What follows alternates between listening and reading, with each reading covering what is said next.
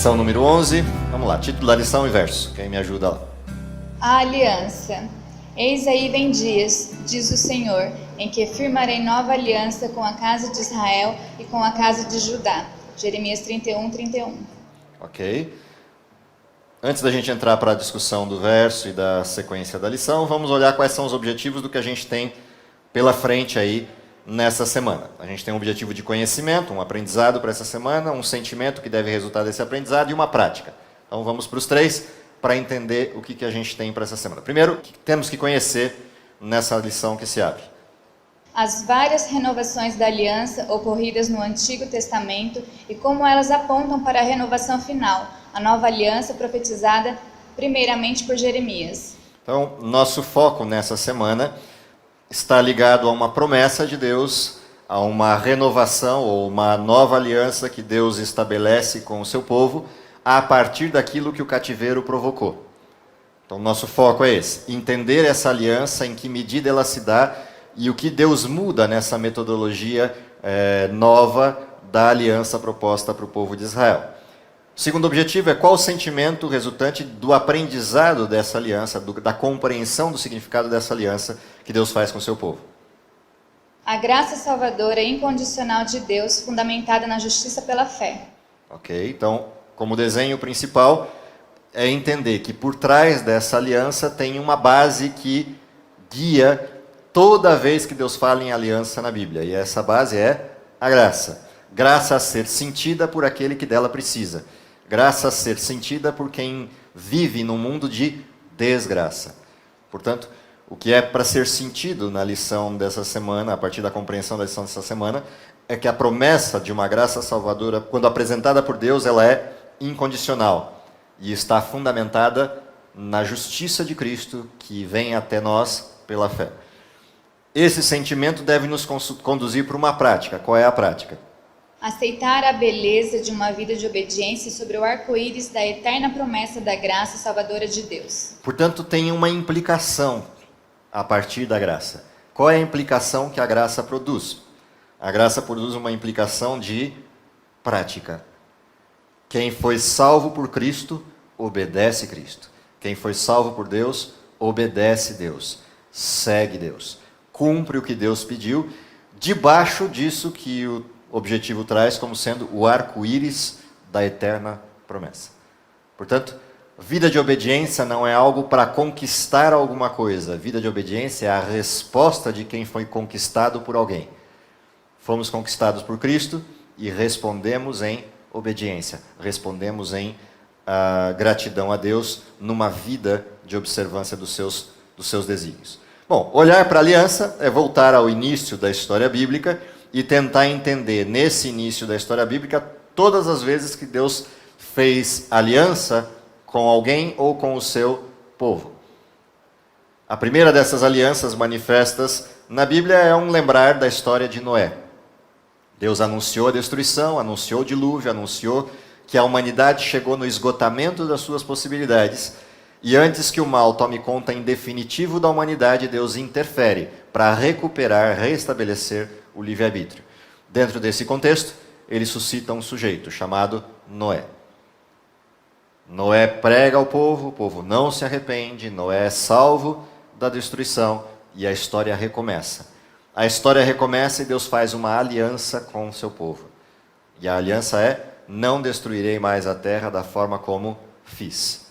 E o que marca a lembrança dessa aliança como um sinal a ser visto e toda vez que visto lembra do fenômeno, esse sinal é o arco-íris. Aquilo que aparece no contexto da chuva figura como sinal de que, por pior que seja a catástrofe provocada por essa chuva, ela não implicará a destruição da humanidade outra vez, como provocou uma vez. O curioso dessa primeira aliança é que ela é unilateral. Ela é uma aliança proposta por Deus sem contrapartida. Deus, de forma gratuita, vira ao seu povo e diz: eu não vou mais destruir vocês desta forma. Portanto, ela é uma aliança de Deus para com o povo sem resposta, sem contrapartida. Independente do que o povo faça, a aliança persiste. A base dessa aliança é a graça de Deus, a misericórdia de Deus. Deus olha para o seu povo e com um olhar de misericórdia ele diz o que disse. Olhando para frente na história, Deus percebe que a condução da humanidade para as escolhas que fez também reduziria o impacto do pecado, dada a redução da longevidade humana. A redução da longevidade humana faz com que o mal não se perpetue da forma como se perpetuou antes do dilúvio. E isso também permite que Deus, na sua misericórdia, alongue o tempo da história final. O que retrata a misericórdia de Deus para com o seu povo e para com o mundo. A próxima aliança que aparece é, baseado na descendência de Noé, Deus suscita um povo, através de uma pessoa chamada Abraão. E com Abraão, Deus estabelece uma aliança. Qual é a aliança? Você sai da terra de onde você está, vai para o lugar que eu vou te mostrar, e eu vou fazer de você uma grande nação. E em ti serão benditas todas as pessoas, todas as famílias da terra. A aliança que Deus faz com Abraão está baseada no mesmo arcabouço, no mesmo fenômeno que a aliança feita com Noé. A aliança feita com Noé está baseada na graça. A aliança feita com Abraão está baseada na graça. A diferença entre a aliança feita com Abraão da aliança feita com Noé é que a aliança de Abraão, a aliança com Abraão, apesar de unilateral, no sentido da escolha de Deus por Abraão, ela tem uma contrapartida, a obediência de Abraão. Se Abraão continuar fiel, o resultado previsto da aliança acontecerá, a bendição de todas as nações. Se Abraão abandonar o plano de Deus, Deus não poderá executar nele essa bênção. Portanto, a promessa continua sendo unilateral e a graça é direta. Mas há uma resposta que Deus espera de Abraão: fidelidade. Sai da tua casa, sai da tua parentela e vai para um lugar que eu vou te mostrar. Essa obediência de Abraão faz dele o pai da fé, e aquele que é representado como a justiça que vem da fé, basta olhar o texto de reprodução da história de Abraão no livro de Hebreus. Basta olhar o reconhecimento de que ele seja tratado assim, pela fidelidade que teve com Deus. Portanto, a segunda coisa que a gente aprende sobre as alianças que Deus faz com o seu povo é que, a despeito de elas serem unilaterais, Deus tem uma expectativa. E essa expectativa é uma resposta de fidelidade, uma resposta de obediência. A gente anda um pouquinho e a gente vê agora o povo resultante de Abraão. Abraão gerou uma descendência, essa descendência gerou um povo, o povo de Israel, o povo de Jacó, neto de Abraão. Essa história da formação de um povo, que é a promessa de Deus cumprida na vida de Abraão, leva esse povo a uma aliança. Abraão se foi, seu filho morreu, seu neto morreu, sobrou o povo. Deus chama esse povo e estabelece com eles uma aliança. Qual é a aliança?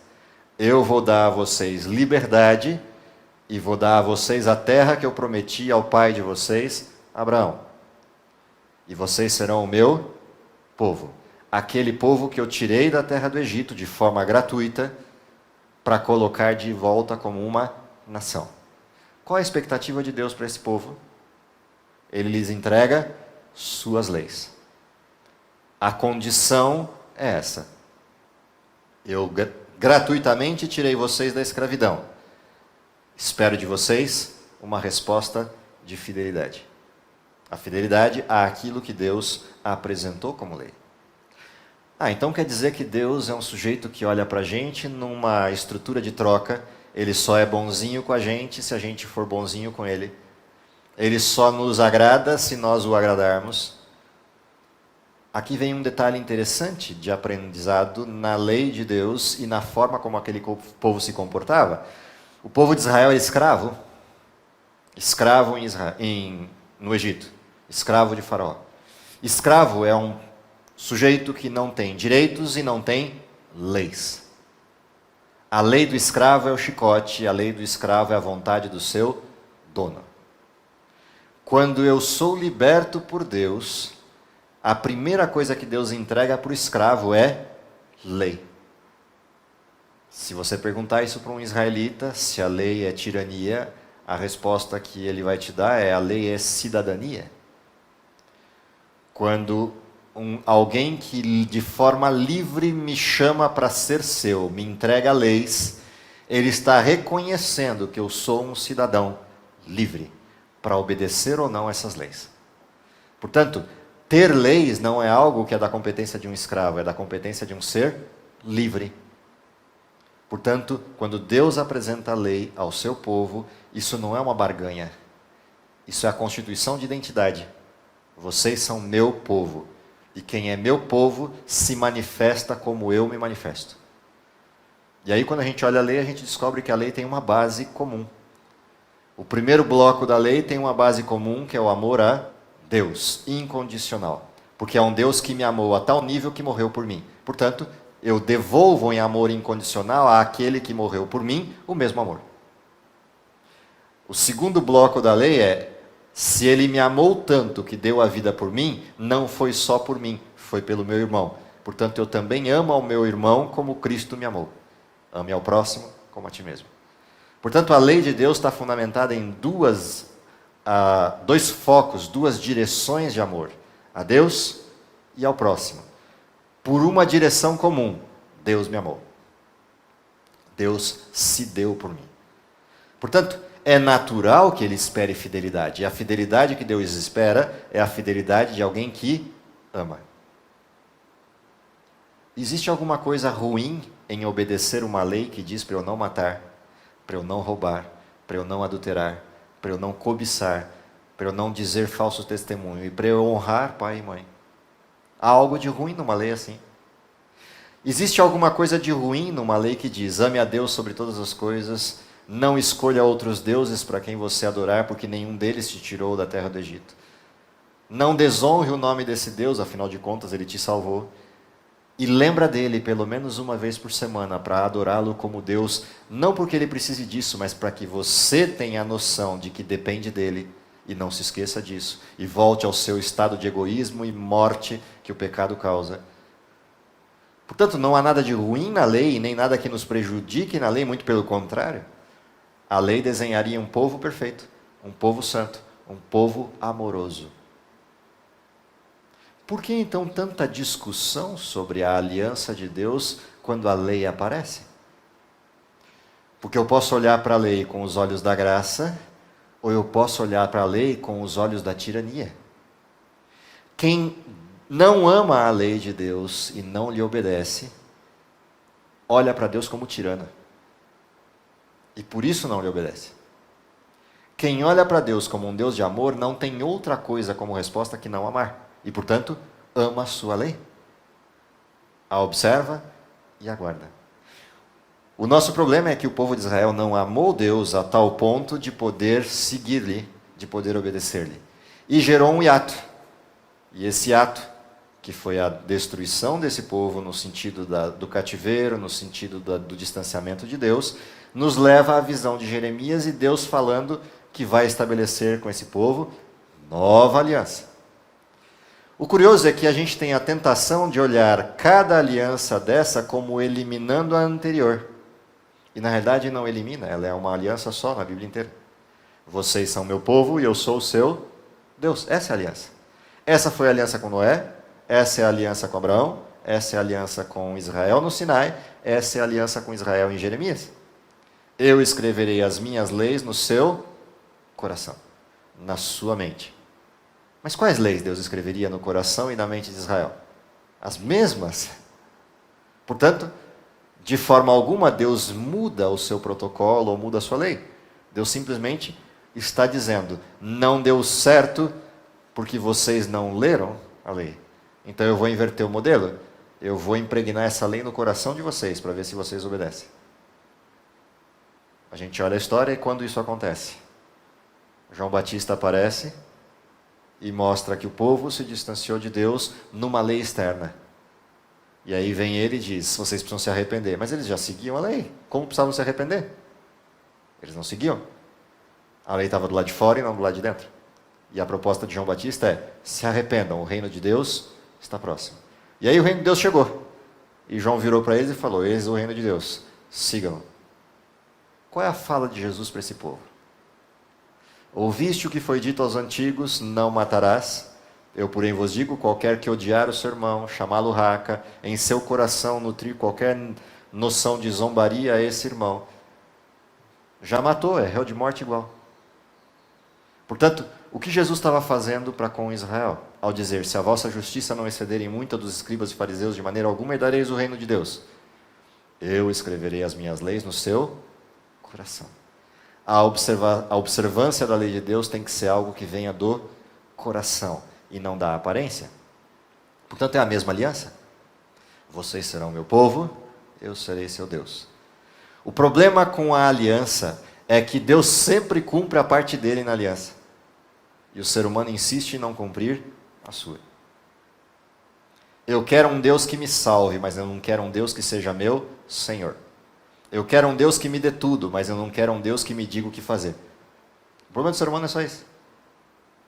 Ele não aceita a ideia de que alguém de fora para dentro lhe diga o que fazer. Ele quer ele ser dono do seu próprio nariz. E isso não é o desenho de Deus para o mundo, para a humanidade. Deus deu livre-arbítrio à humanidade, mas o que Deus quer é ensinar à humanidade o que é correto. O que é certo fazer, como é certo se comportar, o que é certo ser. E a humanidade insiste em dizer para Deus, não, a gente sabe como é para ser, o Senhor não tem nada com isso. Curiosamente, a aliança feita com o povo de Israel, na condução de Israel até o Cristo, também mostra a aliança que vem na sequência do Cristo. E aí a última aliança que a gente vê como desenho na Bíblia é aquela que passa a cruz de Cristo, e esse mesmo Cristo, pós-cruz, vira, eu quero com vocês uma aliança. E essa aliança é, eu não beberei com vocês desse vinho até que possa bebê-lo novo. Isso é curioso na Bíblia, não é bebê-lo de novo. É bebê-lo novo. Por que bebê-lo novo? Lá não haverá mais morte, pranto, dor. Tudo passou e eis que tudo se fez novo. Enquanto o cálice bebido aqui é uma lembrança da morte de Cristo pelo pecado, o cálice bebido lá é a certeza de que o pecado não mais retorna. Portanto, ele é novo. Ele não é o cálice do perdão, ele é o cálice da alegria, da redenção. Portanto, a aliança que João propõe no capítulo 2 de João, capítulo 2 e 3 da carta de João, eis que faço com vocês um novo mandamento, ou vos apresento um novo mandamento, mas não que o mandamento seja novo, assim diz João. O curioso é que a humanidade olha para isso e diz, João deu um novo mandamento. Mas esquecem que João acabou de afirmar, o mandamento não é novo, ele é antigo. É o mandamento que foi feito com os seus pais. Ame a Deus sobre todas as coisas e ao próximo como a ti mesmo. As duas leis. Portanto, o que João confirma é que quem ama a Deus guarda os seus mandamentos. O que João confirma é, quem ama o desenho de Deus lhe obedece. É o mesmo que ele pediu a Noé, é o mesmo que ele pediu a Abraão, é o mesmo que pediu a Jacó e aos seus filhos, é o mesmo que pediu a Israel, é o mesmo que pediu ao povo de Israel em Jeremias, é o mesmo que pediu ao povo de Israel em João Batista, em Jesus e nos apóstolos. E é o mesmo que ele continuará pedindo. Portanto, no que está baseada a aliança de Deus? Salvação, graça, incondicional e aceitação. Graça sem aceitação da soberania de Deus é graça barata, é faz de conta. Soberania de Deus sem graça incondicional é tirania. Aliança é a união dessas duas coisas. Por isso é aliança. Eu te entrego algo e você me entrega algo. Eu te prometo algo e você me promete algo. Porém, quem promete primeiro sou eu. E se você aceitar, você tem o direito de me prometer. Portanto, Deus é quem dá o primeiro passo. Ele resgata os seus filhos para depois dizer, querem ser meus filhos ou querem voltar para onde estavam? Isso é graça Isso é a maravilha do que Deus apresenta para nós. Esse é o arco-íris. O arco-íris da esperança de um Deus que nos salvou e prometeu continuar nos salvando e prometeu nos salvar definitivamente de toda a desgraça, de tudo isso que a gente sofre. Que Deus nos abençoe, que ao repassar os textos de Jeremias dessa semana, a gente possa passá-los olhando esse fio condutor de graça e de resposta. De graça salvífica e de resposta de obediência daquele que se sente salvo por um Deus que amou primeiro. Que Deus nos abençoe e abençoe vocês. É o que eu espero para todos nessa semana. Vamos orar? Querido Pai que está nos céus, te agradecemos, em primeiro lugar, pelo dom da vida. Te agradecemos porque nos chamaste quando éramos ainda pecadores, nos tirando das trevas para a tua luz. Te agradecemos porque, outrora mortos nos nossos pecados, hoje vivemos em novidade de vida como uma resposta de amor e obediência aos teus mandamentos. Dá-nos poder para que continuemos caminhando e trilhando essa estrutura até que possas voltar e nos fazer perfeitos definitivamente e esse mundo de pecado se encerre. Tudo isso te pedimos, confiado nos méritos de Jesus, e é em nome dele que oramos. Amém.